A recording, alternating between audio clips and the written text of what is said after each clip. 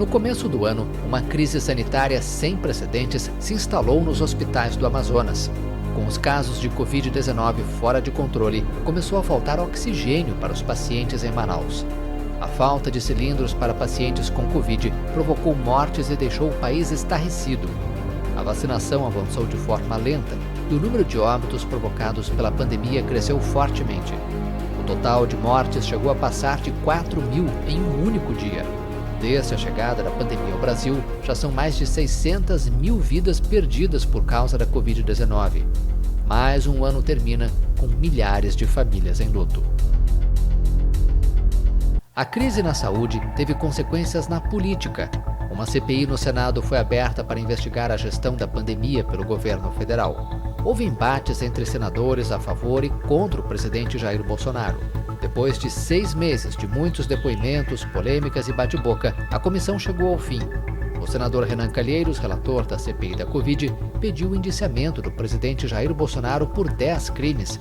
Entre eles estão infração de medida sanitária preventiva, charlatanismo e crimes contra a humanidade.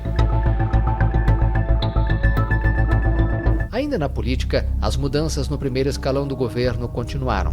Eduardo Pazuello deixou o Ministério da Saúde. Semanas depois, foi a vez do ministro das Relações Exteriores, Ernesto Araújo, renunciar. Após uma gestão marcada por polêmicas, especialmente sobre o aumento do desmatamento na Amazônia brasileira e o desmonte de programas de proteção ambiental, Ricardo Salles deixou o Ministério do Meio Ambiente.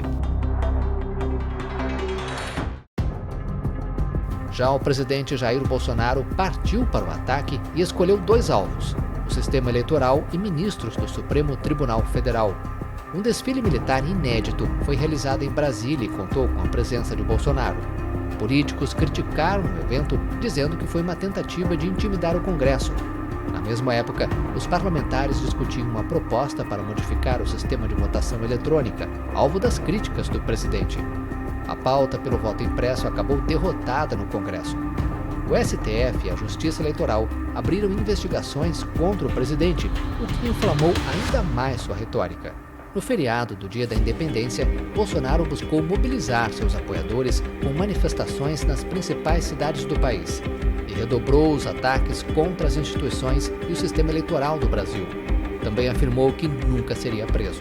Dias depois, o ministro Luiz Fux, presidente do Supremo Tribunal Federal, garantiu que ninguém fecharia a corte e ressaltou que o desprezo pelas decisões judiciais por parte do chefe de qualquer poder configura crime de responsabilidade. Após a afirmação de Fux, Bolsonaro divulgou uma nota intitulada Declaração à Nação. O texto explicou que nunca teve intenção de agredir quaisquer dos poderes e acrescentou que suas palavras contundentes decorreram do calor do momento. Na economia, 2021 foi marcado pela inflação acelerada e a alta dos juros. A alta dos preços obrigou o Banco Central a aumentar a taxa básica de juros, a Selic, o que prejudicou a retomada do crescimento.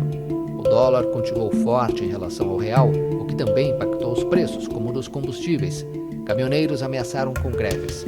Risco fiscal e crise entre os poderes da República fizeram os analistas rever as projeções. O ano, que começou com expectativas promissoras, terminou com incertezas. A Bolsa Brasileira bateu recordes em junho. Depois, caiu com força em meio à aversão ao risco. Mais um ano termina com notícias negativas sobre o meio ambiente. O desmatamento na Amazônia brasileira aumentou quase 22% entre agosto de 2020 e julho de 2021 em relação ao período anterior, marcando um recorde nos últimos 15 anos.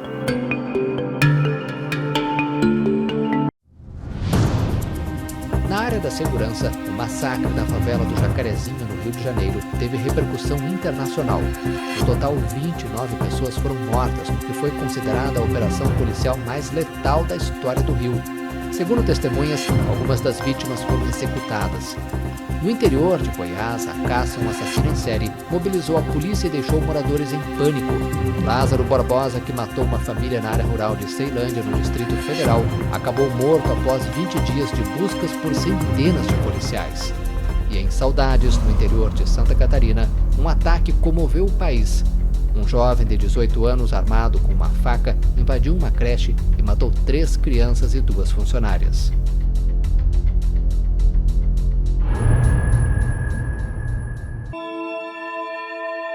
O ano de 2021 foi de perdas na política e no mundo artístico. O prefeito de São Paulo, Bruno Covas, sucumbiu à batalha contra um câncer e morreu aos 41 anos. O pianista Nelson Freire morreu aos 77 anos no Rio de Janeiro. O músico era um dos mais conhecidos do mundo e considerado um dos melhores intérpretes de sua geração. Em novembro, uma tragédia abalou todo o país. A cantora Marília Mendonça morreu quando o avião em que viajava caiu no interior de Minas Gerais. A jovem era uma das principais expoentes do gênero sertanejo no Brasil. Milhares de fãs foram ao velório para se despedir da estrela prodígio da música. É uma ciumeira atrás da outra, tem que dividir seu corpo. Ai, que saudade de um beija-flor. Qual?